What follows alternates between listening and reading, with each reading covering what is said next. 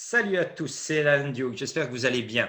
Donc, pour cette nouvelle émission Échange, comme vous pouvez le voir, nous sommes trois personnes donc réunies pour changer. Donc, ici, nous allons parler d'un sujet qui est aussi très, très important, qui est un petit peu, entre guillemets, on l'entend un petit peu moins ces derniers temps, puisqu'il y a un autre sujet qui, bien sûr, qui est en train de, entre guillemets, de prendre la place surtout. Donc, on parle bien sûr de cette pandémie. Donc, ce sujet qu'on va parler aujourd'hui, ça va être la 5G. Donc, on va parler, j'ai à mes côtés, donc virtuellement à mes côtés, donc une présidente d'une association au Grand-Duché de Luxembourg qui va se présenter. Donc, c'est Madame Valvazon. Et de l'autre côté, un homme aussi, une personne qui va se présenter plus tard, qui est, on va dire, un expert dans cette question, donc il va après lui-même se présenter ses diplômes, les disciplines dans lesquelles il a travaillé, et nous allons donc aborder ce sujet qui est celui de la 5G. Donc je vais commencer avec, bien sûr, Ladies First, donc avec Madame Valvazon, Concheta Valvazon, qui va se présenter. Oui, bon, Donc en quelques mots, Concheta, on se tutoie puisqu'on se connaît personnellement. oui, Euh, oui. tu, Bonjour. euh, Bonjour Concheta, donc vas-y, tu présentes ton association, le but, quel est le but de Oui. l'asso, et puis voilà. Ok, bonjour. Donc, merci Alain de nous recevoir dans ton émission. Je m'appelle Conchetta Valvazon, je suis présidente de l'ASBL Bierge Initiative Stop 5G Luxembourg, qui est un collectif citoyen, en fait, qui est né au Luxembourg à peu près il y a un an. Nous, font partie du collectif, de notre collectif. Il y a plusieurs, enfin, il y a plusieurs niveaux. Il y a un noyau dur, on va dire, qui sont ceux qui dirigent l'association. Et ce sont une quinzaine de personnes. De tout âge, de toute origine, de toute extraction sociale. C'est une association qui est apolitique, qui n'a pas de tendance religieuse. Et donc, notre but principal, c'est d'alerter et d'informer la population sur les dangers que représente la 5G, non seulement pour la santé humaine, mais également pour l'environnement et pour les changements climatiques qu'on met en exergue à tout moment dans les discours politiques à droite et à gauche, et que par contre est vraiment très mise à mal par cette nouvelle technologie donc qu'ils veulent nous imposer, parce que moi je parle avec les gens, et je dois encore bon, les jeunes, oui, ils veulent parce qu'ils comprennent pas, ils s'intéressent pas non plus à ce qu'il y a derrière cette 5G, mais moi, parmi les gens, les adultes, on va dire, moi je dois encore connaître des gens qui veulent et qui l'attendent impatiemment, en fait, la venue de cette 5G, voilà. C'est intéressant ce que tu dis, puisque tu dis d'une certaine manière, les jeunes, tu as parlé de danger, tu as parlé, donc déjà, il y a des personnes qui doivent dire, ah bon, il y a un danger. Tu as parlé de nouvelles technologies, et des personnes vont dire, comment nouvelles technologies? Ça fait déjà quand même longtemps qu'on a de la téléphonie mobile, qui s'appelait pas la 5, mais la 4G. Tu parles des jeunes qui Oui, se posent pas la question, parce que les jeunes, eux, oui, ils vont surtout voir l'aspect pratique de cette nouvelle de ces nouvelles fréquences, oui, de tout cette à nouvelle fait. façon de concevoir la téléphonie mobile. Donc, c'est Oui, intéressant déjà. Et là, on va bien sûr prendre point par point, on va dire, pourquoi est-ce qu'on parle d'un produit neuf? Pourquoi est-ce qu'on parle de quelque chose de nouveau, entre guillemets? Après, mm, pourquoi danger? Comment c'est possible qu'on puisse parler de danger quand on parle de quelque chose qui est oui, visible d'une certaine oui, manière? Et puis aussi, oui, pourquoi est-ce que justement il y a seulement cet aspect positif qui est mis en avant, c'est-à-dire le côté pratique, soi-disant, c'est-à-dire au lieu de oui, télécharger en 15 secondes, tu télécharges en 2 secondes, comme si voilà, oui, c'était vraiment tellement important de oui, passer de ça à ça. Donc, et puis, c'est pour ça qu'on a à nos côtés une autre personne qui peut aussi, bien sûr, qui va oui, présenter maintenant. Donc, c'est Brent Frère, qui est, toi, tu es d'origine italienne. Je sais que tu Oui. vis déjà depuis bien, bien longtemps au Grand-Duché de Luxembourg. Et ça fait 36 ans que je suis au Luxembourg, et donc j'ai la double nationalité. Et puis, et que tu parles parfaitement le luxembourgeois, l'italien, bien sûr, l'anglais, le français, enfin toutes ces langues, ce qui est une particularité luxembourgeoise d'une certaine manière. Et je voulais aussi dire, quand tu as dit Bierge Initiative, pour les personnes francophones qui vont écouter cette émission, ils savent pas ce que ça veut dire. Une Bierge Initiative, c'est, on va dire, comme le mot l'indique, initiative de citoyens. Donc, citoyenne, une initiative citoyenne qui se rassemble pour prévenir justement on va dire, de ce que représente la 5G et de son éventuelle dangerosité par rapport pour le public. Donc, je demande maintenant à Brent Frère, qui nous vient, si je ne me trompe pas, de Belgique, donc qui habite, si je ne me trompe pas non plus, en Belgique. C'est ça, Brent? De se présenter. Je suis au Luxembourg depuis plus de 20 ans et j'ai aussi la double nationalité. Donc, Exactement. Donc, vous voyez, on est bien en Europe ici. Donc, on a une représentante italienne, on a la Belgique, ici le Luxembourg en ce qui me concerne. Donc, Brent, je te demanderai aussi à toi de te présenter, voilà, pour que les gens sachent à qui ils ont affaire et qu'on n'a pas maintenant quelqu'un qui a entendu dire que, mais qu'on a non, vraiment non. quelqu'un de Donc, moi, bien professionnel. j'ai fait les études d'ingénieur en polytechnique, c'est-à-dire ingénieur civil en Belgique, dans les domaines de l'électricité courant faible, c'est-à-dire tout ce qui est télécommunication, donc aussi hyperfréquence. Et j'ai fait une deuxième fois le diplôme de polytechnique, mais en informatique. Donc tout ce qui touche à l'Internet. Et je suis donc chef d'entreprise ici au Luxembourg depuis plus de 10 ans dans une société qui vend des services et des conseils autour de tout ce qui est l'informatique et les télécommunications. Donc on intègre des solutions qui impliquent aussi les réseaux mobiles, qu'ils soient Wi-Fi ou qu'ils soient 3G ou 4G.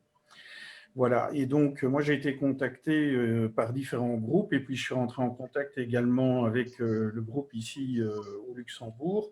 Je joue en fait le rôle de consultant externe technique parce que les citoyens qui ont pris conscience qu'il y avait un gros problème ne sont pas forcément experts dans le domaine et c'est un domaine qui est assez particulier. On ne connaît pas tous ce que veut dire des mégabits ou des gigahertz ou des joules par bit ou des choses comme ça. Et je dirais que les opposants au groupement Stop 5G en profitent pour les ridiculiser. En argumentant qu'ils ne comprennent pas de quoi ils parlent ou en optant pour des arguments qui sont carrément mensongers. Donc je suis là pour rétablir les vérités scientifiques et faire en sorte que le groupe, en tous les cas luxembourgeois, qui m'écoute, il y a d'autres groupes qui m'écoutent un peu aussi, mais je vais dire surtout le groupe luxembourgeois, évite d'écrire des bêtises, et c'est très bien parce qu'ils le font, et les arguments qui sont pertinents et qui ont une véritable base scientifique. Alors, je voudrais juste intervenir sur un point que l'on a dit pour commencer. La jeunesse pense que la 5G va leur être utile. C'est le message que les autorités font passer. C'est que la 5G sera indispensable à pouvoir utiliser l'Internet, à continuer à accéder à Facebook, Twitter, TikTok et que sais-je, alors que tout le monde sait que l'Internet est dans le domaine du grand public depuis presque 30 ans maintenant et qu'il a très bien fonctionné sans avoir besoin ni de la 5G, ni de la 4G, ni même des réseaux mobiles. Donc on va toujours, bien entendu, pouvoir aller sur YouTube ou bien comme on veut, à partir d'un ordinateur, d'un écran connecté, d'un frigo ou je ne sais quoi, éventuellement d'un téléphone ou d'une tablette connectée ou non, sans avoir besoin pour autant de la 5G. Donc il s'agit là d'un mensonge des autorités.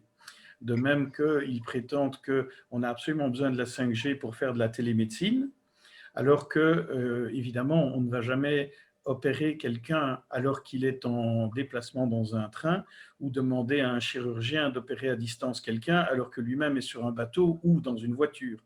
Donc les hôpitaux ne vont pas se déplacer, il n'y a absolument pas besoin de réseau mobile pour arriver à utiliser l'Internet de manière à faire de la télémédecine, par exemple.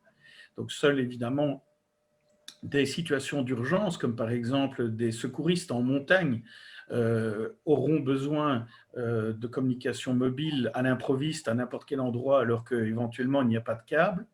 Donc, je pense qu'on peut raisonnablement considérer que l'utilisation des pompiers ou de la police ou des services de secours comme des ambulanciers justifie l'utilisation de technologies mobiles, même si elles sont mauvaises pour la santé de la population, parce qu'il y a en échange un service indispensable de secours et d'urgence qui sauve des vies. Par contre, l'utilisation massive de rayonnement électromagnétique dans la sphère où les gens habitent, alors que l'on sait que c'est très néfaste à la santé et qu'on en a l'expérience maintenant en grandeur nature depuis déjà quelques décennies, ça, c'est totalement abusif.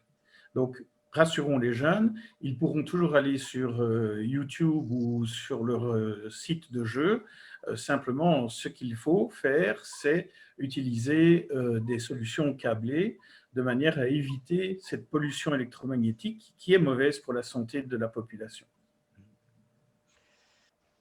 Oui, Brent. Donc, ce qui est important de comprendre par rapport à cette technologie, c'est de se dire, comme tu viens de le dire, en gros, c'est qu'on nous vend une sorte de chimère, quelque chose qui n'est absolument pas réel, pour justement justifier de mettre en place quelque chose où après, si on prend conscience, parce que comme Concheta venait de le dire, par rapport à la dangerosité, et c'est pour ça que je vais te poser la question aussi, de nous expliquer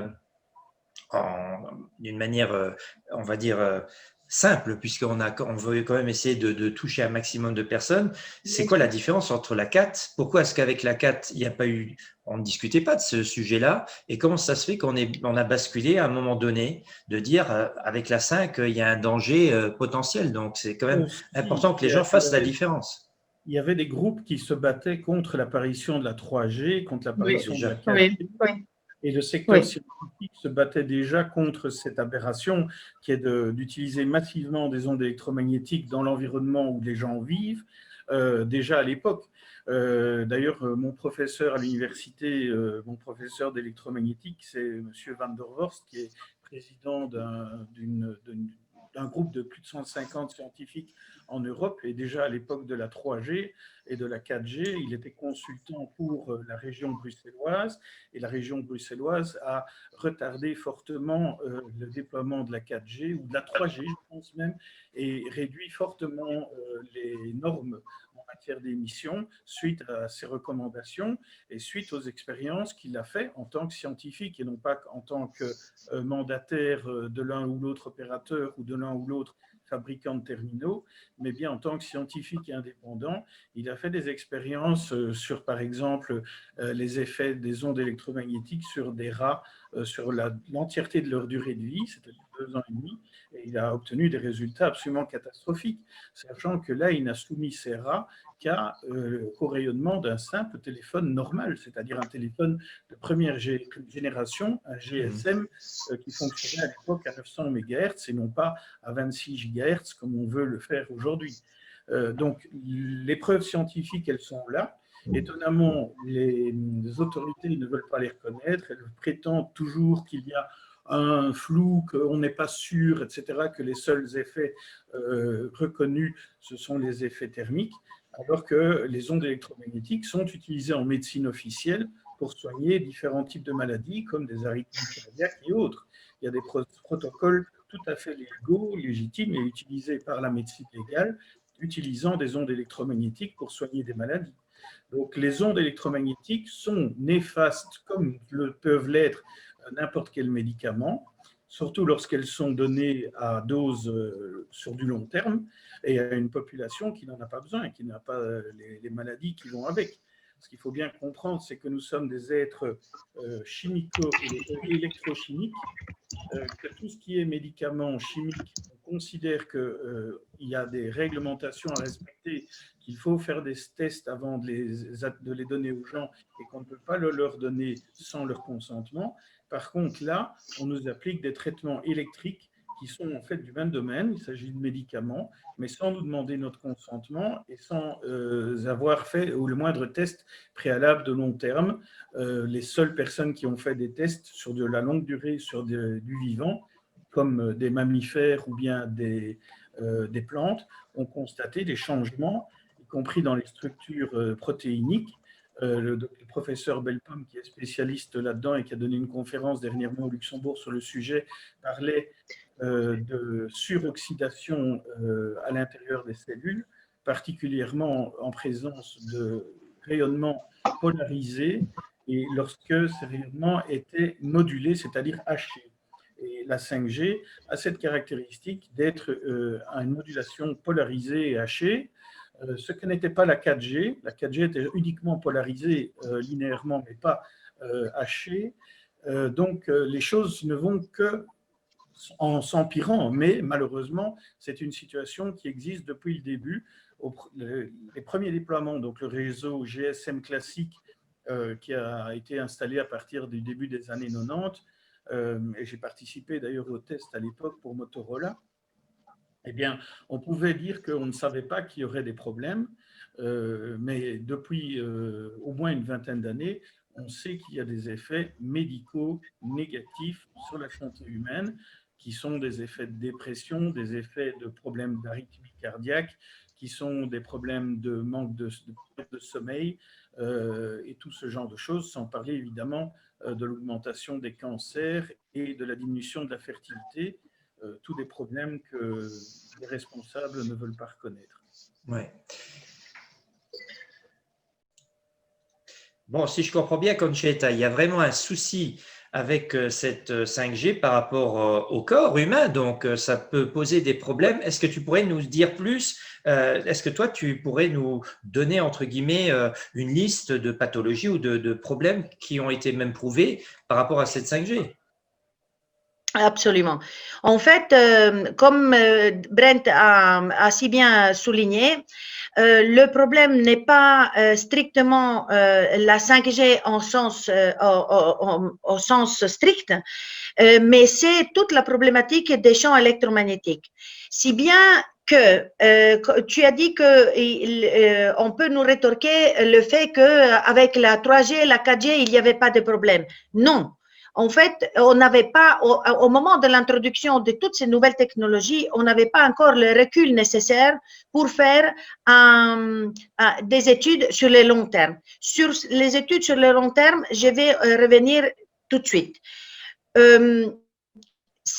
C'est que les soi-disant valeurs d'exposition sûres qui sont éditées par un organisme qui est un organisme privé qui s'est lui-même autosaisi de la chose. Donc, il y a 12 personnes qui se sont mis ensemble à Munich en 98, je crois, qu'ils ont créé un organisme qui s'appelle ICNIRP. Donc, c'est un organisme pour les normes, soi-disant, de sécurité pour les rayons non ionisants. Et le paradoxe réside même dans le nom de cette association, de cette institution, pseudo-institution de référence, parce qu'ils sont pour la protection pour des rayons non ionisants, alors qu'ils ne reconnaissent pas du tout l'effet des rayons non ionisants des champs électromagnétiques, alors que c'est absolument faux. Donc, déjà, au départ, cette ICNIRP qui donne, qui impose ou qui impose ces normes de sécurité pour, de pseudo-sécurité pour la téléphonie mobile et que tout le monde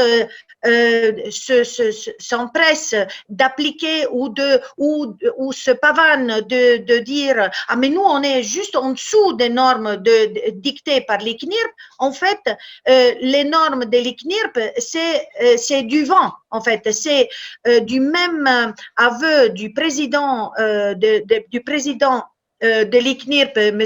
Rapaccioli. Il a dit devant le Sénat australien qu'en fait les normes, elles avaient été fixées en accord avec l'industrie de la téléphonie mobile. C'est tout vous dire. Donc, et on part de ça. Donc, le même institut qui se veut vouloir nous sauver donc des rayonnements ou d'éditer des normes pour nous sauver des rayonnements non ionisants, se base sur les normes qui sont agréées par les industriels de la téléphonie mobile. Et déjà, on commence. Déjà, on commence. Donc, en fait, ces normes ne correspondent absolument à rien. Elles correspondent seulement au bon déroulement, en fait, de ces technologies par les industriels de la téléphonie mobile. Ensuite, il y a eu souvent, à part cet épisode qui remonte au début des années 2000, en Australie, il y a eu plusieurs fois des enquêtes sur les membres de cet organisme qui a mis en exergue à chaque fois des conflits d'intérêts flagrants entre donc les membres de l'ICNIRP et la téléphonie mobile. Il y a eu un complément d'enquête récent sur Antenne 2, sur France 2, où ils ont fait une interview au membre, au président de l'ICNIRP, Eric Van Röntgen, qui a dit qu'en fait, sans le financement de la téléphonie mobile, ils ne pouvaient pas faire des recherches. Mais alors, au même moment où la téléphonie mobile subventionne des recherches, elle donne aussi la direction de ces recherches. Donc, voilà. Donc, et pour terminer sur l'ICNIRP, j'attire l'attention sur cet organisme parce que cet organisme, les normes qui éditent cet organisme sont prises comme normes de référence sur toute la planète. Donc, c'est vraiment, vraiment très, très important que les gens comprennent et que le public comprenne que ces normes ne nous protègent absolument pas du tout des rayonnements, en fait, des effets néfastes des rayonnements de la téléphonie mobile et des champs électromagnétiques.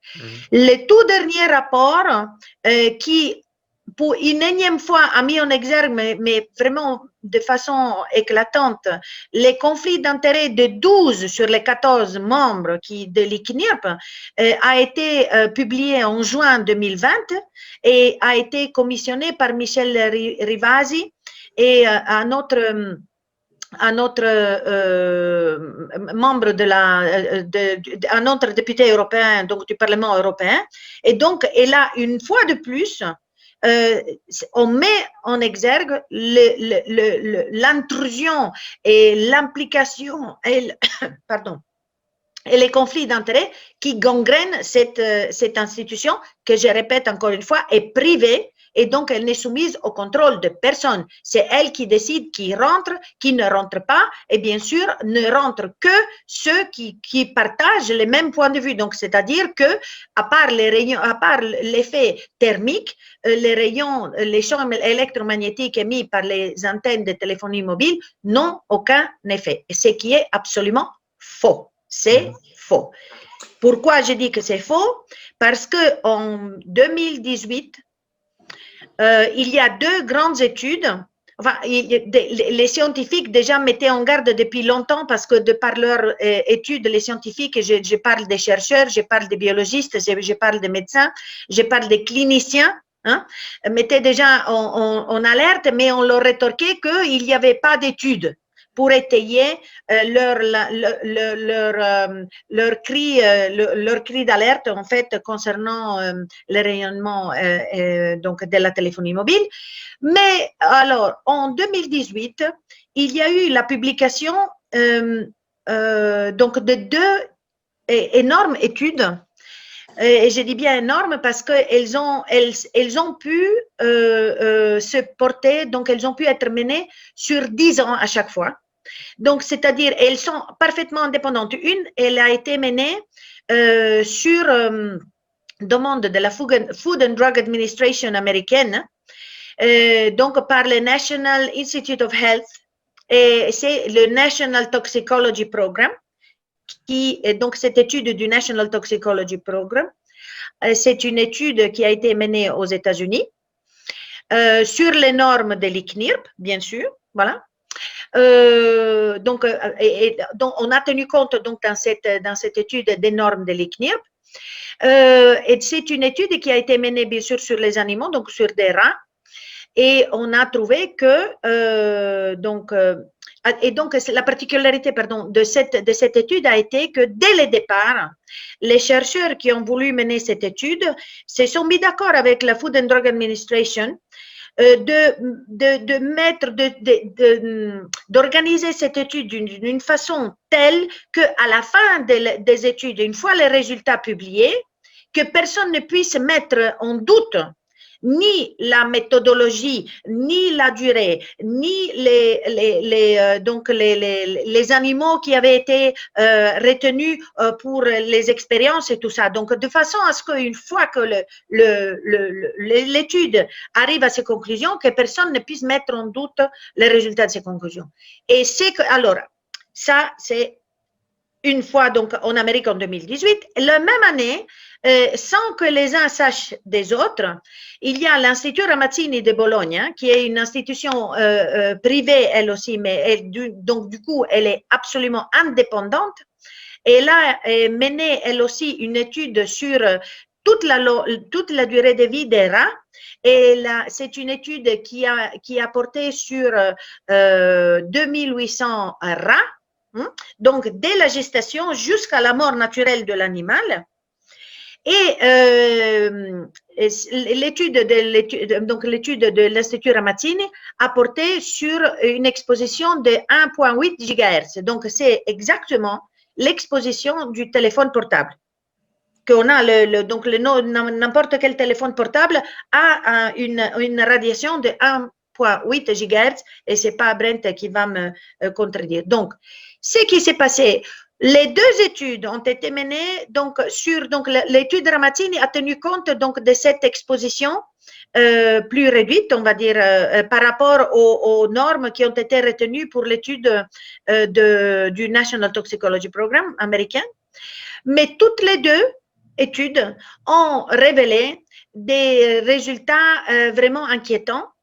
D'une part, par la rareté des cancers qui ont été générés par ces radiations, et d'autre part, par les résultats qui sont parfaitement compatibles en fait entre une étude et l'autre. C'est-à-dire qu'ils ont trouvé des cancers des cellules du cœur, donc des cellules des schwannomes qui sont très très rares, des cancers de la tête, donc des cancers du cerveau qui sont des gliomes. Il y a des cancers des glandes salivaires. Il y a eu des cancers, des promotions de cancers, c'est-à-dire que s'il y a un cancer à un stade précoce, l'exposition à des radiations des champs électromagnétiques accélère en fait la gestation et la poussée de ces cancers. Donc, ce qu'il y a aussi à relever, c'est que d'autres études, donc ça, c'est les deux études qui se sont basées seulement sur des recherches sur les cancers stricto sensu. Par contre, ce qui est à souligner, c'est que les radiations, en fait, les résultats du National Toxicology Program ont révélé ces dégâts à des niveaux d'exposition bien inférieurs aux normes donc normes maximales relevées ou fixées par l'ICNIRP, les fameux ICNIRP de tout à l'heure. D'autres études aussi menées par des milliers d'autres scientifiques indépendants qui font des recherches indépendantes, c'est seulement de la recherche fondamentale, ont mis en exergue que l'exposition à des champs électromagnétiques sont également, provoquent aussi des dégâts neurologiques graves. Et il y a un problème de fertilité, de fertilité aussi bien masculine que féminine, c'est-à-dire on remarque par ailleurs depuis des années une détérioration de la qualité du sperme masculin. Et bien voilà, donc on va nous dire bien sûr que c'est les pesticides, etc. Mais donc chacun sa cause. Mais les études qui ont mené ces chercheurs ont vraiment donc mis en exergue donc des problèmes neurologiques permanents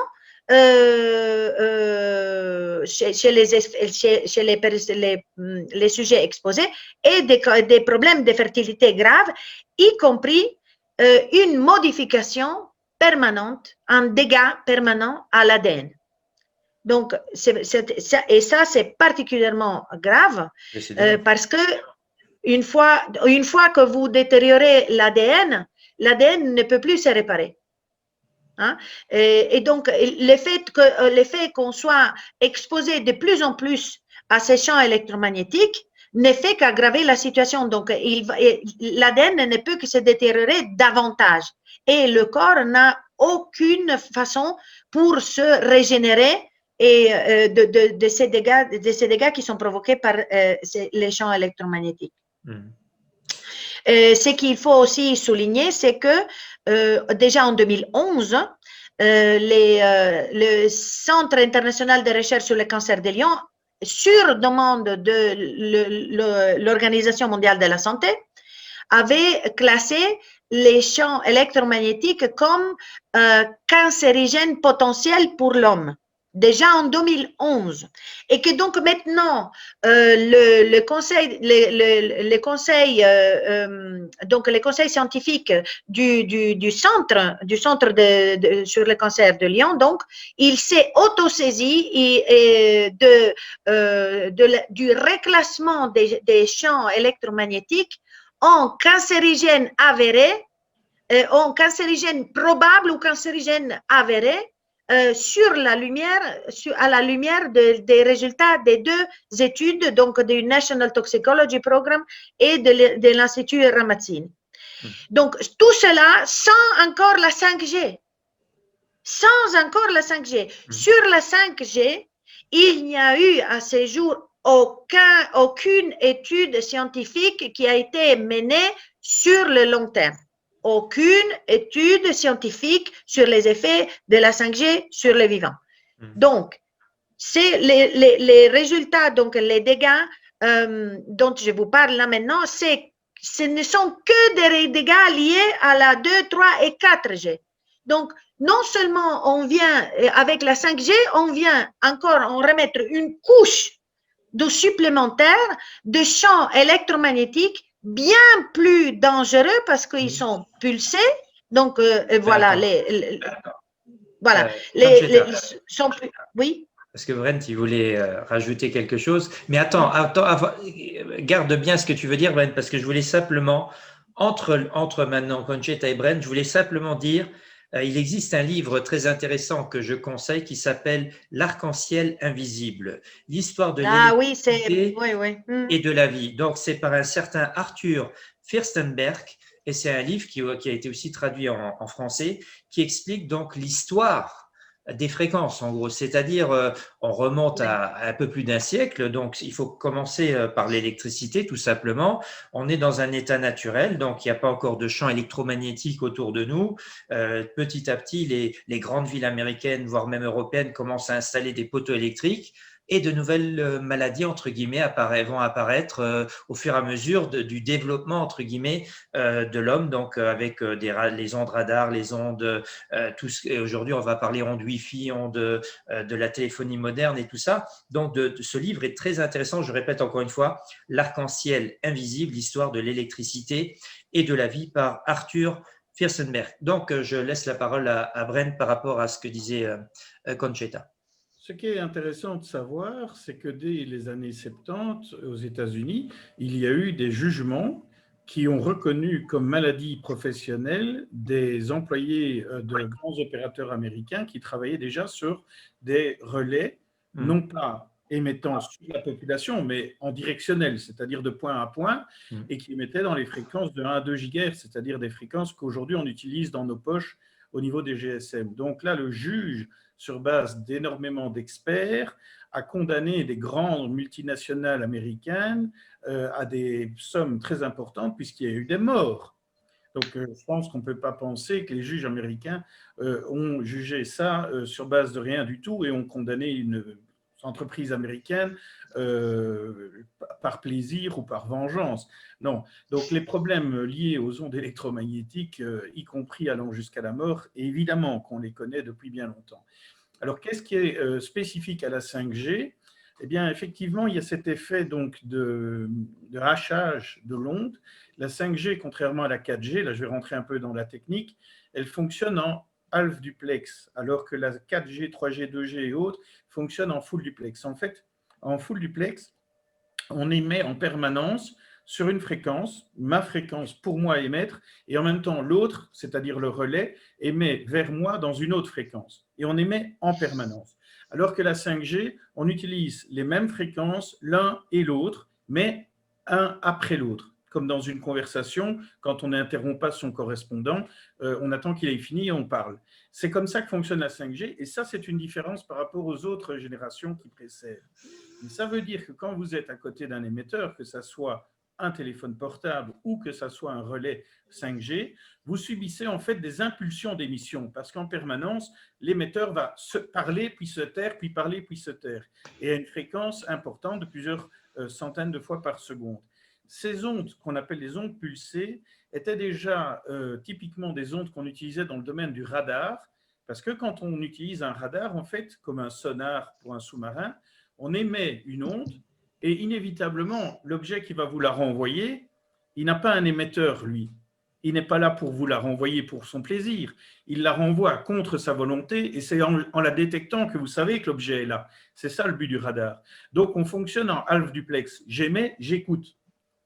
Et donc, à l'époque où on faisait ce genre de choses, dès la fin de la Deuxième Guerre mondiale, eh bien, on a remarqué que les ondes radar provoquaient des problèmes d'arythmie. Et dès les années 70 et 80, on a identifié qu'en modulant ces pulsations, on arrivait à contrôler le rythme cardiaque des mammifères et de manière parfaitement reproductible. Ce n'est pas un hasard, ce n'est pas une fausse mesure. On peut piloter le rythme cardiaque des mammifères, donc de nous aussi, avec des ondes pulsées. Donc les ondes pulsées sont néfastes, très mauvaises, et comme j'ai dit précédemment, elles sont d'ailleurs utilisées comme médicaments pour traiter certains problèmes d'arythmie en médecine légale, en médecine officielle. Donc ça, c'est une première différence entre la 5G et les autres générations d'ondes. Une deuxième différence, c'est que la 5G, au lieu d'utiliser des largeurs de spectre de l'ordre de 20 ou maximum 50 MHz, elle va utiliser des largeurs de spectre de plusieurs milliers de mégahertz.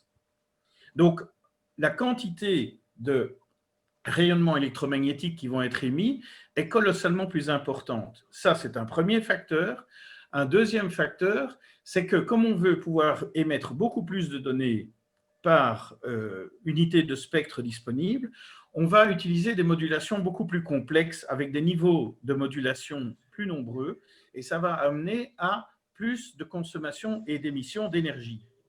Typiquement, un émetteur actuellement, comme il y en a un ici sur la poste à côté de chez moi au Luxembourg, émet dans une direction avec 600 watts. Tous les gens savent ce que c'est que 600 watts, c'est un four à micro-ondes. Mais les émetteurs de la 5G, pour émettre sur ces largeurs de spectre beaucoup plus importantes et pour émettre sur ces niveaux différents d'énergie plus nombreux pour pouvoir émettre plus de données, auront des puissances de l'ordre de 20 kW.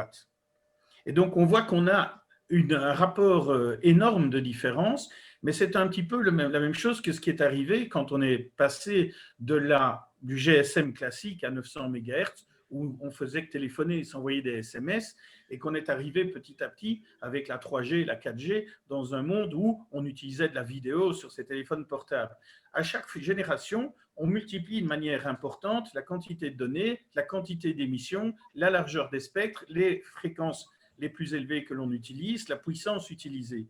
C'est vrai qu'entre la 4G et la 5G, là, le rapport est très important. Suivant un calcul que j'ai fait dernièrement et que j'ai communiqué au groupe Stop 5G, on est de l'ordre de 300 fois plus de rayonnement globalement et donc de puissance électromagnétique. Sachant que les ondes électromagnétiques sont néfastes à l'homme, multiplier d'un coup le poison par une dose de 300 sans faire la moindre étude préalable, comme on devrait la faire, de type épidémiologique, c'est-à-dire médical, sur une population cible pendant, par exemple, une vingtaine d'années, eh bien, c'est vraiment, on a des solides questions à se poser. On est probablement à la veille d'un scandale du même ordre que celui de l'amiante. Ça fait plus d'un siècle qu'on sait que l'amiante est cancérigène et il a fallu au moins 50 ans pour qu'on commence à prendre des mesures et maintenant on commence à l'interdire réellement partout et à le retirer. Pourquoi commencer à empoisonner notre monde avec ces ondes électromagnétiques à titre massif, là où on n'en a pas vraiment besoin, alors qu'on sait que dans 50 ans, eh bien, on aura à le regretter et qu'on comptera les morts. Oui, mais Brent, ce qui est intéressant dans ce que tu dis, déjà moi, ce que je comprends, c'est que ces fameuses ondes pulsées aussi, comme tu les expliques, c'est pas une onde continue, mais c'est quelque chose qui s'allume, qui s'éteint, qui s'allume, qui s'éteint. Moi, je vois le corps être beaucoup plus stressé justement du fait d'être tout le temps sollicité, parce que même si les ondes classiques sont aussi mauvaises, puisque on a tous les exemples, mais le fait de s'allumer, de s'éteindre, donc il n'arrive pas à vraiment s'adapter. Parce que c'est toujours une question, après, le corps, il trouve toujours un petit peu, entre guillemets, je dis bien entre guillemets, pour les plus costauds, la parade, pour surfer sur ces fréquences, entre guillemets, pour faire un bête jeu de mots. Mais ce que je voulais dire aussi par là, c'est quand tu parles d'écologie. Donc, tu es bien en train de dire que aussi la 5G, ça bouffe de l'énergie encore plus que les autres. Et puis, on nous demande à nous, d'un autre côté, de faire des efforts, puisque aujourd'hui, on est vraiment dans une sorte de monde qui est en train de parler tout le temps d'écologie et tout le tralala. Donc, faites des efforts au niveau des véhicules. Il faut maintenant, bientôt, plus personne n'aura le droit de rouler avec une voiture conventionnelle. On passe à l'électricité. Donc, déjà là, il y a aussi un truc de dingue de s'imaginer quand tu vois l'élaboration des batteries de ces fameuses voitures électriques. Si on prend la taxe carbone qui est donc par rapport à ces batteries, c'est une catastrophe absolue, entre guillemets. Donc, ces fameuses batteries qu'on retrouve sur les Tesla ou autres véhicules électriques. Donc, et là, la même chose, donc tu dis que la 5G, ça consomme beaucoup plus en moyenne, donc beaucoup plus d'énergie que ce que pouvaient être les autres fréquences avant la 5G. Alors oui, effectivement, pour atteindre cette efficacité spectrale, c'est-à-dire une densité d'informations émises dans une quantité de fréquences constante, ça c'est déjà une première chose. Deuxièmement, comme on veut nous offrir non pas un accès à 1 mégabit ou 10 mégabits ou 100 mégabits, mais des accès quasiment illimités à tous, forcément il faut utiliser plus de fréquences, plus d'énergie et aller plus haut dans les fréquences. Alors là, il y a un danger, c'est qu'en allant plus haut dans les fréquences, plus on va haut dans les fréquences, plus ces fréquences sont potentiellement dangereuses parce qu'elles, intrinsèquement, elles contiennent plus d'énergie. En fait, c'est encore assez loin, mais quand on va jusqu'aux 300 GHz qui sont prévus dans la 5G, on commence à s'approcher des fréquences des ultraviolets, des lumières visibles, mais on sait que les ultraviolets durs, par exemple, sont directement cancérigènes et même effacent la rétine à coup sûr. C'est-à-dire qu'en étant exposé simplement à la lumière des ultraviolets, on est irrémédiablement aveugle. Et puis, un peu plus loin, on s'approche des fréquences, par exemple, des rayons gamma, c'est-à-dire la radioactivité, etc. Donc, il est clair que les fréquences très basses, qui est le 50 Hz de notre réseau électrique, à part si on met les doigts dans la prise, on n'en aura pas un effet très important, en principe, sauf des effets que j'ignore. Mais plus on monte dans des fréquences, plus on s'approche d'effets qui deviennent effectivement dangereux. Un autre aspect des choses, c'est qu'on essaye de nous faire utiliser les réseaux mobiles à la place des solutions fixes, et donc de basculer tous ces besoins de données, de transmission de données sur les réseaux mobiles, alors que ça n'a pas vraiment de sens. En fait, si on regarde toutes les fréquences qui sont prévues aujourd'hui au Luxembourg pour la 5G, ainsi que les fréquences qui en réalité sont les vraies fréquences de la 5G, qui seront ouvertes à partir de 2022 en Europe. Donc en fait, aujourd'hui, on n'a pas la 5G. Au Luxembourg, ce n'est pas la vraie 5G. Donc les fréquences au-delà de 6 GHz, c'est-à-dire les premières fréquences ouvertes en Europe, ce seront des fréquences autour de 26 GHz. Là, on a une largeur de spectre d'un peu plus de 3 GHz. 3 GHz, ça permet de transmettre en 5G à peu près l'équivalent de 200 abonnements d'Internet classique au Luxembourg, c'est-à-dire des abonnements par fibre optique à 100 mégabits. On va pouvoir desservir à peu près 200 foyers. Donc, on voit très bien que même en comptant, tout le monde n'utilise pas le réseau en même temps. et qu'on considère qu'on va pouvoir réutiliser les fréquences entre le nord et le sud qui ne vont pas interférer, etc. Mais qu'en fait, on est dans un cul-de-sac. Aller dans la 5G, ça ne va pas pouvoir remplacer le réseau câblé physique, fibre optique que nous avons. C'est insuffisant. Et donc, derrière, on est déjà en train de nous parler de la 6G, peut-être de la 7G, et c'est-à-dire nous bombarder encore plus d'ondes jusqu'au moment où on va se rendre compte qu'une personne sur 2 meurt du cancer, alors qu'actuellement, ce n'est qu'une personne sur 3 qui a un cancer.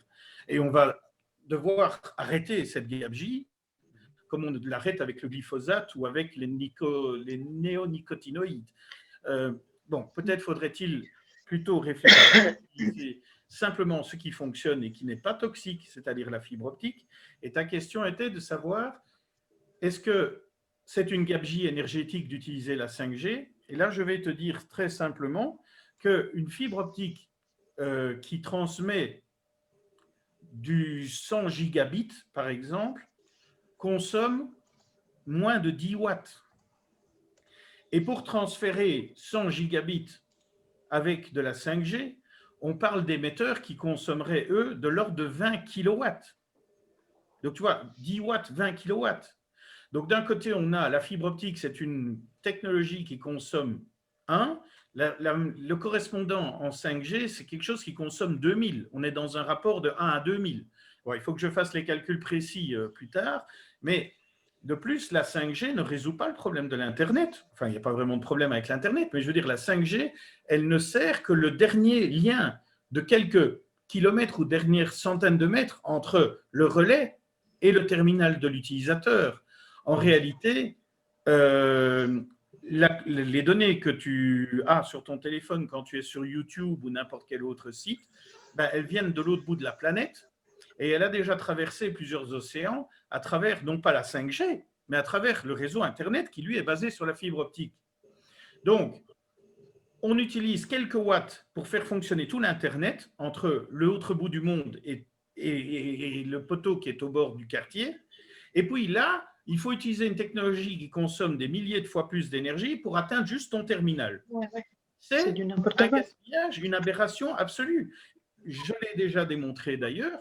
On peut tout à fait connecter un téléphone portable au réseau Internet avec un adaptateur de manière câblée. Et c'est très agréable parce que chez moi, par exemple, j'ai un accès Internet à 500 mégabits, alors que si j'utilise mon téléphone portable, je n'aurai qu'au maximum du 10 mégabits. Donc, si j'ai beaucoup de choses à télécharger sur mon téléphone portable, la manière efficace de faire, même pour le plaisir, pour que ça soit plus rapide, c'est de le connecter. Et je consomme beaucoup moins d'énergie et je produis beaucoup moins d'ondes, donc c'est meilleur pour ma santé, ça consomme moins et ça va plus vite. Donc, où est le problème? Je peux rebondir, Alain, sur ce que vient de dire Brent, pour rajouter qu'en Chine, il y a un patelin, une ville, pardon, pas un patelin, il y a une ville dont le nom m'échappe là maintenant, qui a déjà complètement, la ville, elle est complètement connectée avec la 5G, eh bien, ils l'éteignent de 9h du soir à 9h du matin parce qu'elle consomme de trop, elle consomme 3 fois et demi plus que la technologie 4G précédente. Donc, en Chine… Peu de gens l'utilisent. Et que peu de gens l'utilisent encore parce que pas tout le monde est a encore basculé sur les terminaux 5G, tout ça. Donc, imaginez-vous donc cette technologie qui, dans les dires de notre Premier ministre, accompagne le Green Deal. Hein? En fait, elle consomme 3 fois plus que la technologie, minimum 3 fois et demi plus que la technologie précédente. Et ça va faire exploser les déchets électroniques parce que tout le monde voudra changer son frigo parce qu'ils voudront que leur frigo leur dise qu'il manque un yaourt ou qu'il y a un demi-litre de lait seulement dans le truc, et qu'ils voudront télécommander à distance la Smart TV et que, enfin, pour rien que pour et nous plonger, nous tous, dans une soupe de rayons électromagnétiques qu'on n'a pas voulu, qu'on ne souhaite pas et auquel on est exposé sans pouvoir nous en défendre. De la même manière, les femmes enceintes, donc les fœtus, et aussi, lui aussi, qui est un organisme en pleine gestation, donc le moindre hic au début de la vie peut causer un très gros défaut, un très gros handicap à la fin, à la fin de la gestation. Eh bien, on ne prévient pas du tout la population sur les dangers. Je vous répète, non pas encore de la 5G, mais déjà des technologies existantes qui sont déjà cancérigènes, je le répète, cancérigènes, qui provoquent des dégâts neurologiques, qui provoquent des problèmes de fertilité et qui endommagent définitivement, irréparablement l'ADN humain. Ouais. Donc, autre chose, il y a eu, en plus de ces jugements en Amérique, il y a eu en Italie récemment, dans les années 2011, des jugements donc des tribunaux qui ont fait le lien direct entre cause et effet, entre l'utilisation du téléphone portable et le développement d'un cancer. Il y a eu 6 jugements de la sorte en Italie et à chaque fois, l'opérateur a été, en fait, c'était l'industriel a été mis en porte-à-faux, il a été jugé coupable parce que pour ne pas avoir averti l'utilisateur des dangers qui sont liés à l'exposition à ces champs électromagnétiques. Parce qu'il faut savoir, et vous pouvez aller voir partout sur Internet comment sont liés le fameux degré d'absorption spécifique qui est tellement vanté lors de l'achat d'un téléphone portable, qu'il faut que ça soit les plus petits possible. Maintenant, il y a eu un phone gate. Déjà, le professeur Belpomme, que notre association avait invité le 3 octobre ici à Luxembourg, donc à tenir une conférence justement sur les dangers de la téléphonie mobile, a bien mis en avant qu'il y a eu un phone gate. Ça veut dire que tous les données, telles comme on a fait pour les voitures allemandes, voilà, tous les données ont été trafiquées parce qu'ils ont pas donc d'une mesuré l'exposition avec une distance réglementaire, et d'une part, et d'autre part, les effets thermiques ont été définis par rapport à un mannequin fait de gel, donc qui est censé représenter le corps humain, donc un mannequin fait de gel et qui a été exposé pendant 6 minutes au rayonnement d'un téléphone portable. Alors, le gel ne représente aucunement le corps humain, parce que le corps humain est fait de neurones, il est fait de fibres nerveuses, il est fait de vaisseaux sanguins, il est fait de muscles, il est fait de graisse, il est fait d'os. Donc, en quoi le gel représenterait un corps humain, et d'une part. D'autre part… Que de l'effet thermique, encore une fois, c'est toujours la même chose. Oui, mais c'est du n'importe quoi, en fait. Ils nous vendent, en fait, ils émettent des normes qui sont censées nous protéger et qui sont, en fait, c'est du vent. En fait, c'est du vent. Et en fait, ne protège rien du tout. Oui. Concheta, on va passer, je pense, maintenant à un autre point très important qui est bien sûr aussi c'est pas les conclusions, mais c'est les solutions. Donc, je vous donne rendez-vous tout de suite pour les solutions. Donc, on va parler des conclusions et on va parler de solutions, et je vais laisser la parole donc à Concheta qui pourrait commencer. Concheta, qu'est-ce que tu pourrais nous dire? Bien sûr. En fait, la chose principale à faire, c'est d'informer la population. Et ça, c'est un rôle qui reviendrait à la direction de la santé, finalement, et non pas aux associations. Hein? Parce que l'exposition aux champs électromagnétiques qui génère des cancers, qui génère des perturbations, des arythmies cardiaques, qui génère des troubles neurologiques, qui dérangent l'apprentissage des enfants à l'école, parce que les Wi-Fi à l'école, ça c'est encore tout un autre monde qu'il faudra peut-être, si tu le veux bien, aborder plus tard. En fait, informer la population sur les dangers et sur une bonne utilisation du téléphone portable. Pour ne pas le nommer, il y a un opérateur belge qui a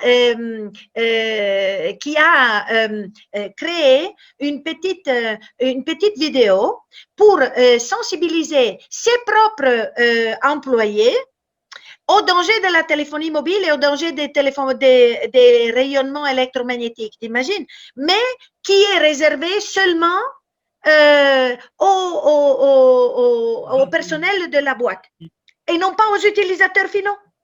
Vous imaginez? Donc, ça veut dire, qu'est-ce que ça veut dire? Ça veut dire que l'industrie de la téléphonie mobile est bien au courant des dangers qui est représenté par les rayonnements. De l'industrie du tabac dans les années 70. Absolument, donc comme l'industrie du tabac dans les années 70, comme les glyphosates, pour ne pas les nommer maintenant, comme l'industrie de l'amiante jusqu'à maintenant encore, mais comme d'habitude, il faut toujours qu'il y ait des morts d'abord pour réagir ensuite. Alors, pourquoi pour une fois, pourquoi ne pas demander un moratoire sur le déroulement, sur le déploiement de la 5G? Déjà, d'abord, ça, c'est la première chose à faire, c'est d'arrêter le déploiement de la 5G. La toute première chose, c'est d'arrêter le déroulement et lancer des vraies études par des scientifiques indépendants pour sur le long terme, non pas sur 6 mois, mais c'est sur le long terme. Les cancers ne se développent pas en quelques semaines. Les cancers se développent sur le long terme. Et en dégâts de l'ADN, les conséquences d'un endommagement de l'ADN se voient sur les années. C'est pas immédiat. Et la dégénérescence des cellules, parce que le corps, lui, il est fait pour se réparer. Il essaye tant bien que mal de faire face. Et donc, mais si on lui donne, si on le soumet continuellement au bombardement des Wi-Fi, de la Smart TV, de l'iPhone du voisin, de la Smart Car, de Smart City, de Hotspot, enfin, on n'en peut plus. Il faut arrêter ça. Arrêter le déploiement de la 5G. Informer la population et surtout les enfants et les femmes enceintes qu'ils doivent rester loin de cette technologie. Hein? Donc, si tant est qu'ils en ont besoin. Ce qui est important de savoir aussi, c'est que 80% du trafic est généré à la maison ou au bureau. Donc, où est l'utilité d'avoir de la téléphonie mobile pour être branché au bureau? Mais non, au bureau, on se branche sur le câble. À la maison, on peut se brancher sur le câble. Brent vous démontrera tout à l'heure qu'avec un dispositif de rien du tout, on peut... Comme il a dit tout à l'heure, on peut surfer sur Internet et utiliser le téléphone portable comme un terminal n'importe et ne pas être exposé au rayonnement électromagnétique. Donc, il faut absolument, il y a le Chypre, par exemple, a des spots à l'intention de la population, surtout aux femmes enceintes et aux enfants, qui mettent en garde, qui informe, c'est pas mettre en garde, mais qui informe la population et surtout les femmes enceintes de tenir le téléphone portable loin du corps et de ne pas l'utiliser de ne pas l'utiliser qu'en cas de vraiment d'urgence. Par exemple, pourquoi ne pas dire aux gens d'éteindre le Wi-Fi la nuit ou d'imposer aux industriels de créer, de développer, parce que ça coûtera une connerie, un petit relais de rien du tout à insérer dans la boîte, qui arrêterait les rayonnements au moment où le Wi-Fi n'est pas sollicité, au lieu d'être complètement irradié par les Wi-Fi des voisins et on ne sait même pas à qui ça appartient, on ne sait même pas qui devoir alerter pour aller lui dire éteins ton Wi-Fi la nuit au moins. Voilà. Et d'une. Parce que tu as oublié encore, pardon, tu as oublié encore un produit, c'est les smart meters, les Linky. Oui, non, mais ça, c'est une infection. Ça, c'est vraiment une infection.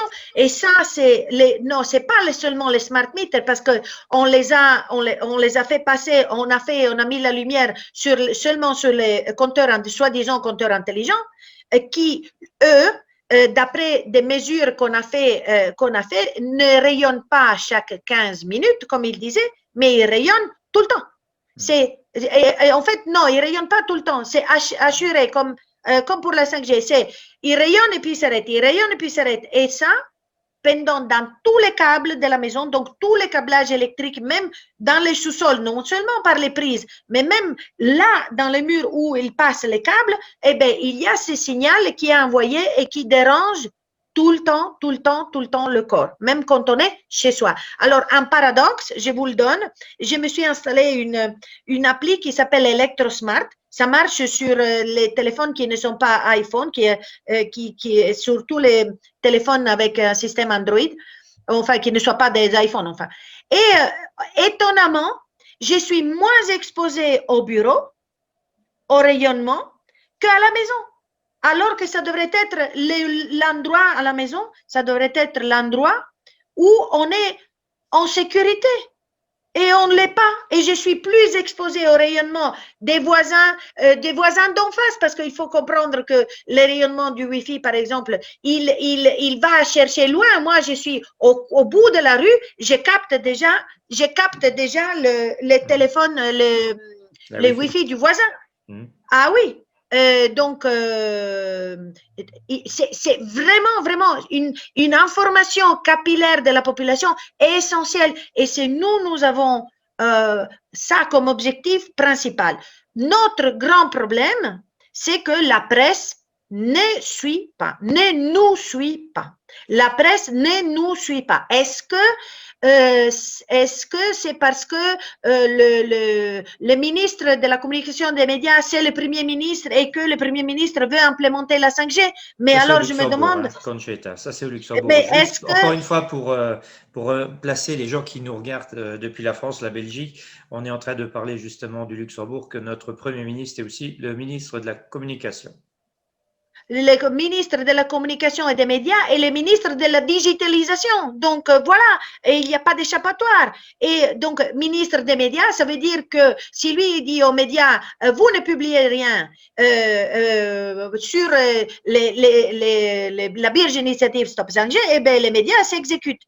D'ailleurs, je profite de l'occasion pour souligner, vu que la presse ne nous a pas relayé, que le Luxembourg et 15 autres États membres sont allés pleurer auprès de la Commission européenne demandant de l'aide parce que, soi-disant, les groupes, les lanceurs d'alerte que nous sommes, en fait, c'est parce que nous sommes des lanceurs d'alerte, nous ne sommes pas des conspirationnistes, nous nous basons sur des faits réels, sur des études réelles que l'establishment ne veut pas prendre en considération parce que ça les dérange. Et donc, au lieu de contredire les études, ils nous dénigrent, nous, parce que c'est beaucoup plus facile, vous voyez. Voilà.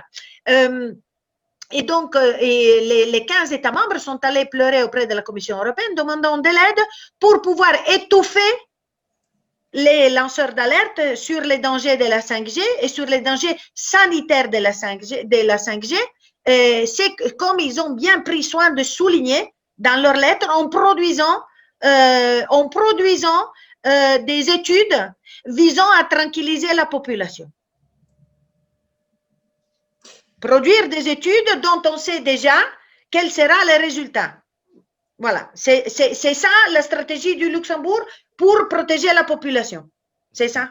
Ben déjà, quand on entend ce que tu dis par rapport au fait qu'un homme qui est censé être le Premier ministre, il a aussi cette possibilité au Luxembourg de dire aux médias ce qu'ils ont le droit de partager comme information, ça montre bien l'état de la démocratie, mais je dis bien démocratie entre guillemets. Mais voilà, Donc, mais ici au Luxembourg, c'est vraiment très, très grave parce que vraiment, vraiment, on a vraiment du mal. Et je vous dis, on ne raconte pas des bêtises. On dit, on est sourcé dans tout ce que je vous ai dit. Tout est sourcé. Je veux dire, on a des sources, on a sur notre site internet, on a les sources des études qui ont été publiées là-dessus. Donc, on ne se permettrait pas parce qu'on serait dans les collimateurs tout de suite. Voilà, voilà. Conchita, pour te répondre rapidement à tout ce que tu viens de dire, il y a toujours une question qu'on peut se poser, à qui profite le crime? Voilà. Ah ben voilà, exactement. Et dès le moment où on comprend que tout en haut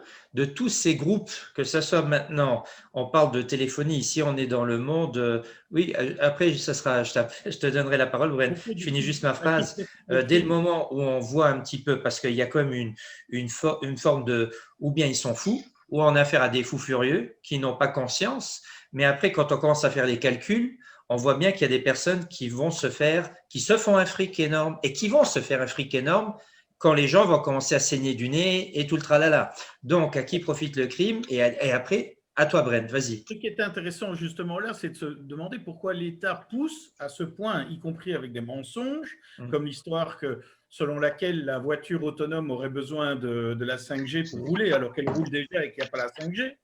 Mais c'est de se demander quel est l'intérêt de l'État. Et en fait, j'ai fait un rapide calcul.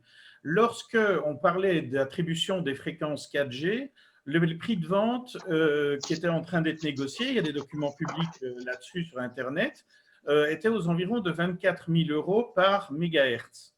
Avec la 5G, on parle de près de 4 000 mégahertz.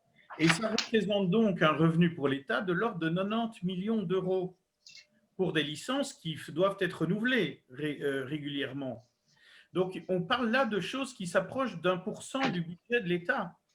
1% du budget de l'État. Donc, voilà où est l'intérêt. Par contre, la solution alternative qui consiste à mettre des câbles dans les rues, des câbles de fibre optique, ça coûte à l'État parce que l'État doit payer des travaux invraisemblables. Il doit ouvrir les routes, il doit payer des gens pour ça, il doit refaire le tarmac. Et le tarmac, au mètre carré, ça coûte horriblement cher. Donc, d'un côté, pour l'État, il y a la solution saine pour la population, mais coûteuse, qui est de déployer un réseau câblé fibre optique. Ou alors la solution de facilité, comme on la pratique en Afrique ou dans des pays en voie de développement, qui consiste à mettre des relais et puis à faire en sorte que tout fonctionne à travers des réseaux sans fil, au prix de la santé de la population. La question, c'est de se dire, est-ce que nous ne sommes pas suffisamment riches au Luxembourg pour se permettre de se payer notre santé et de continuer à utiliser le réseau fibre optique qui a déjà été largement déployé, qui, lui, pourra subvenir aux besoins que nous avons en réalité de bande passante, plutôt que de basculer. Oui, et puis aussi devenir les écoles, au lieu d'avoir des tablettes qui sont branchées sur Wi-Fi, des tablettes éventuellement avec un câble, voilà. Et puis bon, après au niveau… Absolument. Oui, absolument. Bien sûr, mais le Luxembourg, bien sûr, si on parle de Luxembourg, pour les gens qui ne connaissent pas le Luxembourg, qui est quand même un pays qui n'a jamais vraiment connu de grands problèmes, entre guillemets, financiers, pour les personnes qui n'ont jamais été au Luxembourg, c'est un des rares pays où on a tous les câbles électriques, enfin tout ce qui est branchement, entre guillemets, est souterrain. Donc, on a tout mis sous terre, ce qui a été aussi un budget colossal. On a seulement besoin de traverser la frontière, ici, que ce soit en France, les villages autour donc tous les premiers villages français ou bien belges, où on voit encore qu'on a beaucoup de câbles suspendus. Donc, le Luxembourg, il n'y a jamais eu normalement ce problème, entre guillemets, économique, je dis bien économique, mais là, apparemment, bah oui, quand on voit moi qui ai bossé dans une école, dans un lycée, qui était une vraie cage de Faraday, puisque on avait du mal à avoir la 4G à l'intérieur du bâtiment. Donc, ça prouve bien que le béton, il était bien armé. Mais maintenant, imaginez le cas inverse, c'est-à-dire on enferme des enfants dans une cage de Faraday, mais on les bombarde de fréquences Wi-Fi. C'est quand même une catastrophe. C'est une catastrophe. Et puis après, on se dit… mais ils sont complètement inconscients, ces personnes. Ils préfèrent soumettre, c'est toujours les mêmes sujets, donc ils envoient leurs enfants à l'école, d'ailleurs c'est même obligatoire. J'envoie mon enfant, il est bombardé pendant des heures et des heures, puisque l'école c'est quand même presque… on va dire 8 heures, voilà, ça peut être 8 heures, ça peut aller jusqu'à 8 heures de cours. Les enfants sont bombardés. Bon, après, c'est tout le temps. Et puis, dès qu'on sort, et bien que je te prends encore quelques fréquences dans la figure dans les rues, puisque maintenant, les bornes 5G sont quand même beaucoup plus présentes dans le paysage.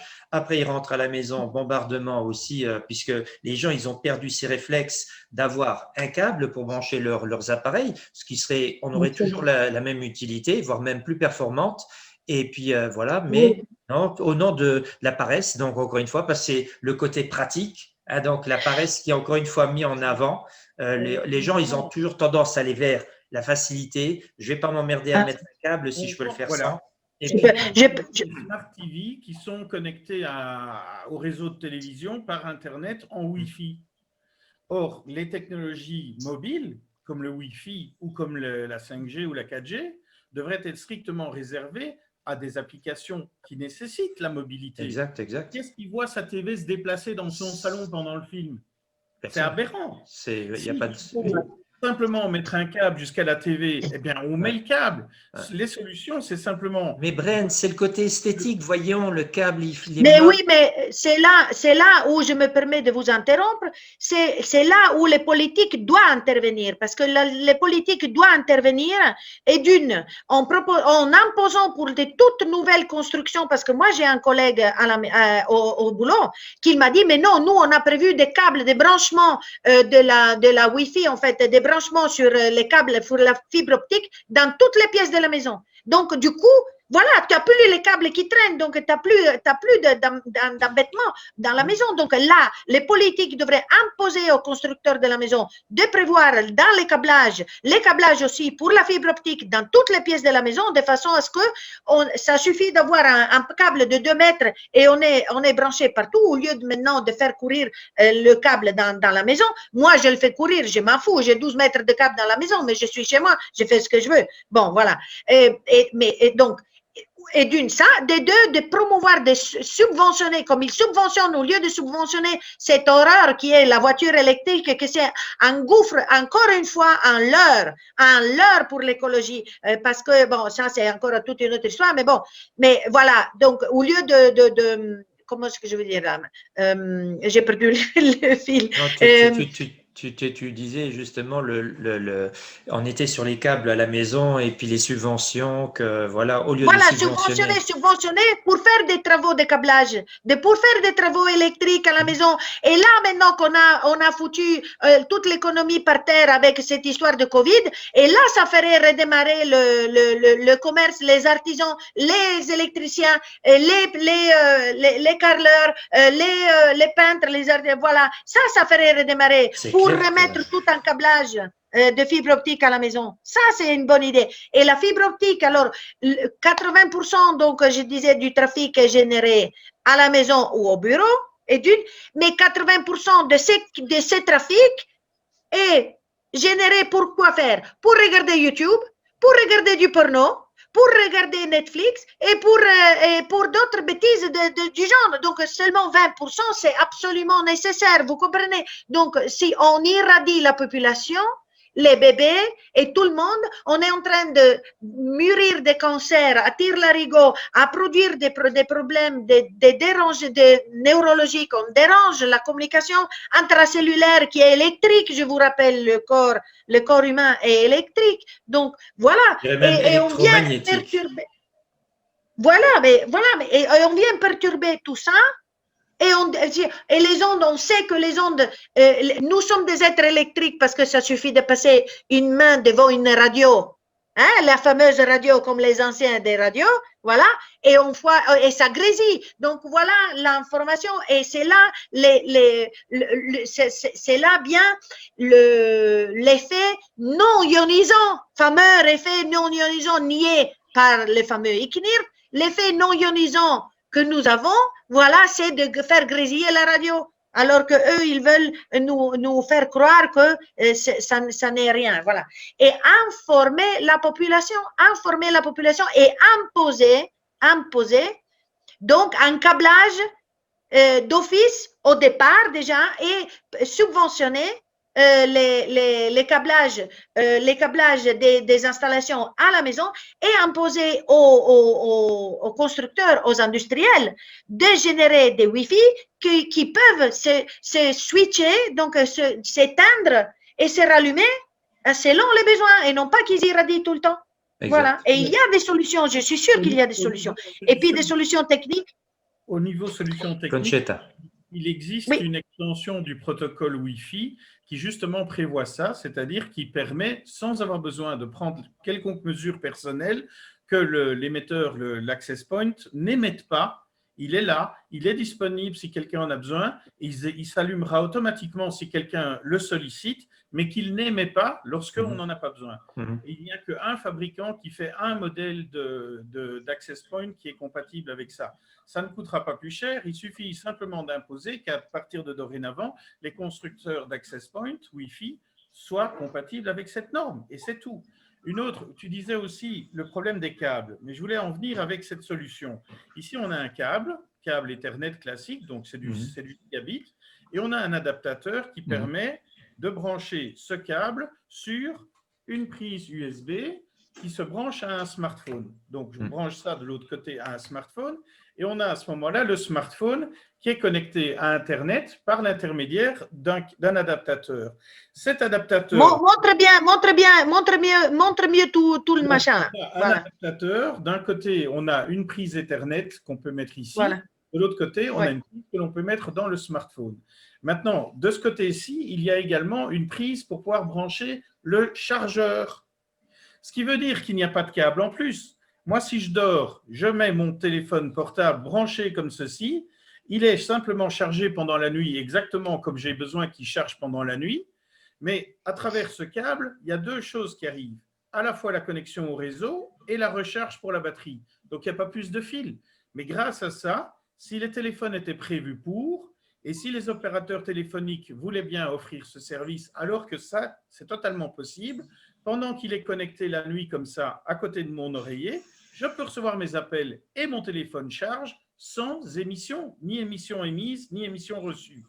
Mais voilà, les seules solutions techniques simples, elles ne sont pas mises en place parce qu'il n'y a pas la demande de la part du public, parce qu'il n'est pas conscient du problème, et parce que de son côté, pas. D'où l'intérêt de ce que dit Concheta aussi, et pour plein de sujets, donc d'informer et de maîtriser les sujets. Oui. Une solution technique intéressante. Ce qu'on sait, c'est que la dose absorption spécifique des téléphones portables est mesurée avec une distance de 5 mm par rapport à la personne. On sait que si on met le téléphone contre soi, contre les mains, contre la tête, à moins de 5 mm, on explose complètement ce seuil. Or, ce seuil, il est de 2 ou 3, c'est 2, je pense, watts par kilo. Le corps humain produit naturellement 100 watts. Or, bon, prenons en gros une personne, disons 100 kilos, c'est un peu trop, mais ça fait donc 1 watt par kilo. Donc, on comprend bien qu'un téléphone, la dose qu'il incorpore dans votre corps, c'est supérieur à la puissance naturelle de votre corps, déjà mesurée à 5 mm. Or, personne ne met un téléphone à 5 mm. On met tous le téléphone contre notre peau. Et à ce moment-là, on explose cette mesure. On n'est pas à 5, on n'est pas à 8, on est à 20 watts par kilo. Il suffirait d'imposer aux fabricants que le téléphone s'éteint si le corps est à moins de 5 mm.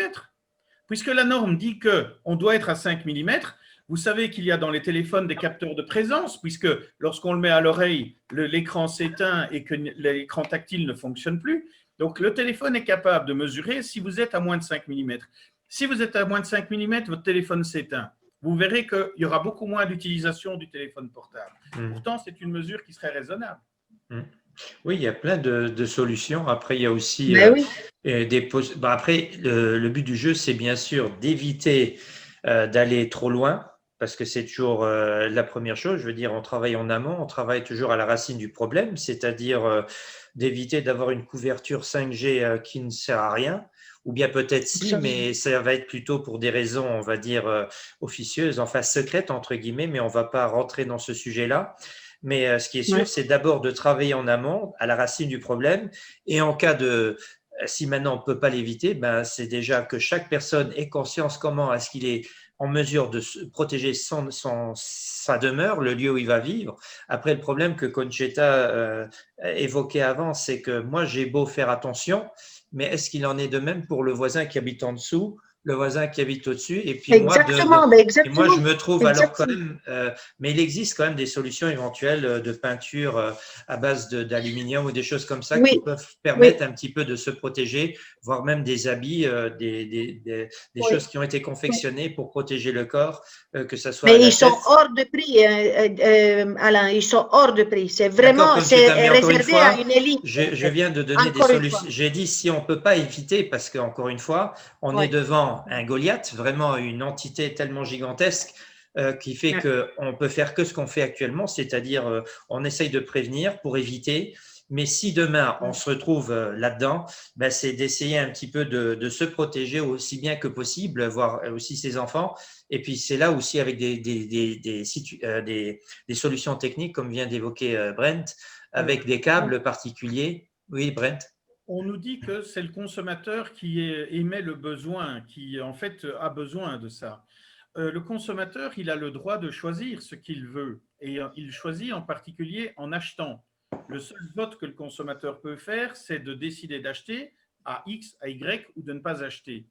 Donc moi, ce que je trouve qu'on devrait avoir le droit de faire, c'est de contacter son opérateur et de demander une baisse radicale du prix de son abonnement parce qu'on ne veut pas de la 5G.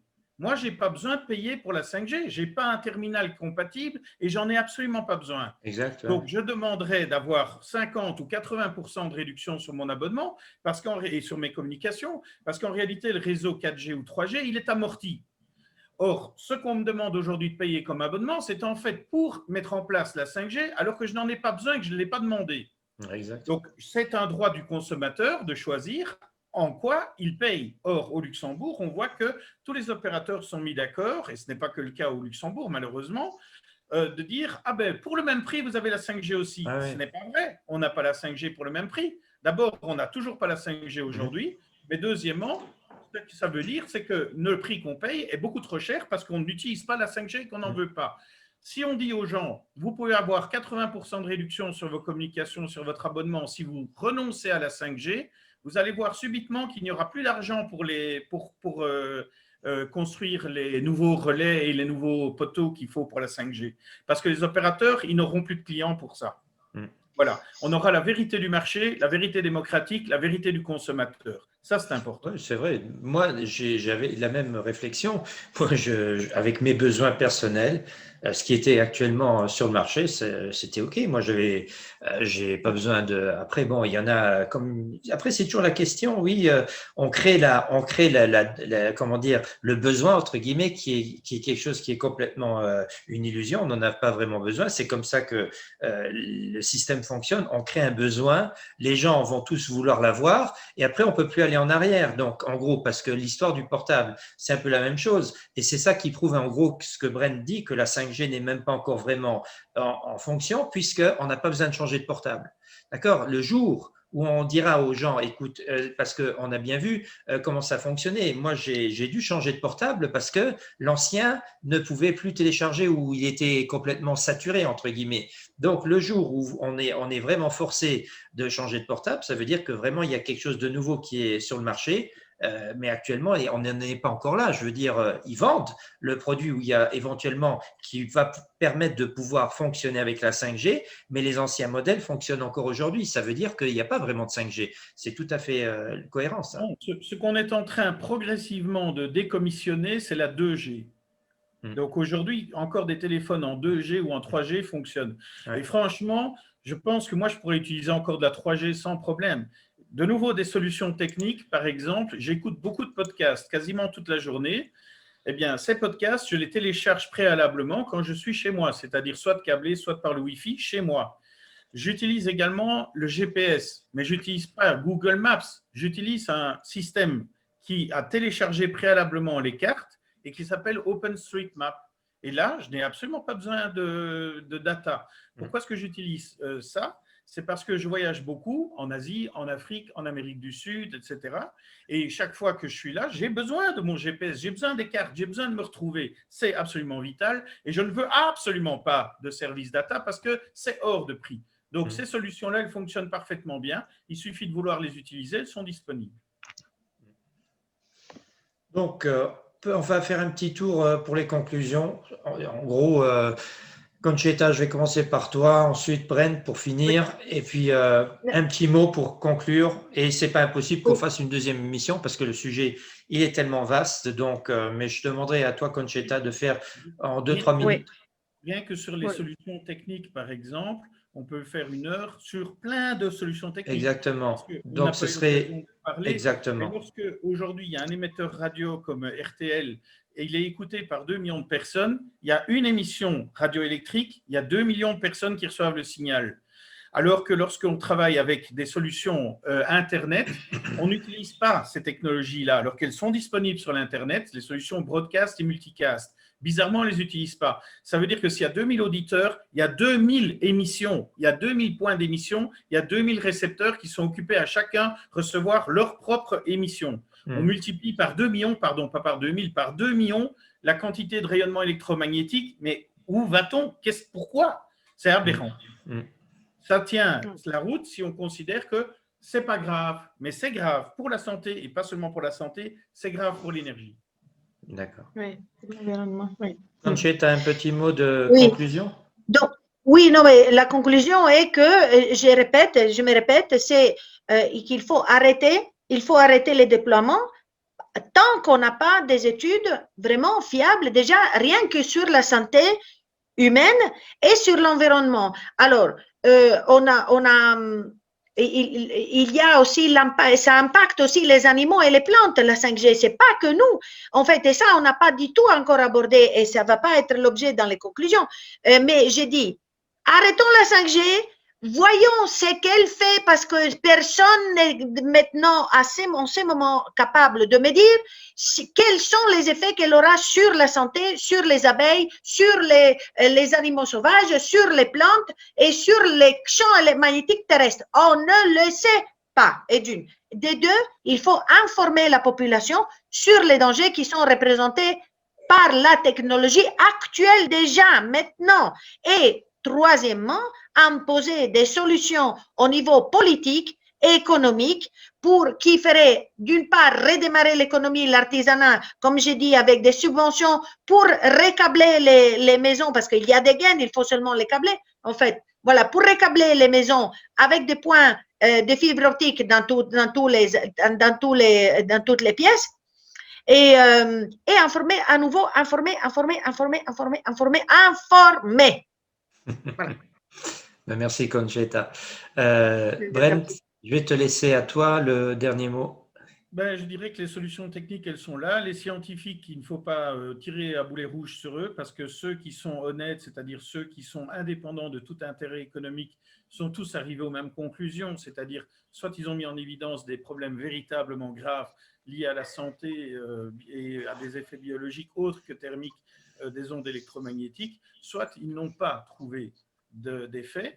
On a entendu là dans cette émission récemment passée sur France 2 que plus des 2/3 des études étaient arrivées aux conclusions qu'il y avait des effets et un peu moins d'un tiers, avait conclu qu'ils n'avaient pas trouvé d'effet. Mais ce n'est pas prouvé qu'il n'y en a pas d'effet, c'est juste prouvé, c'est juste ne pas avoir réussi à mettre en évidence des effets.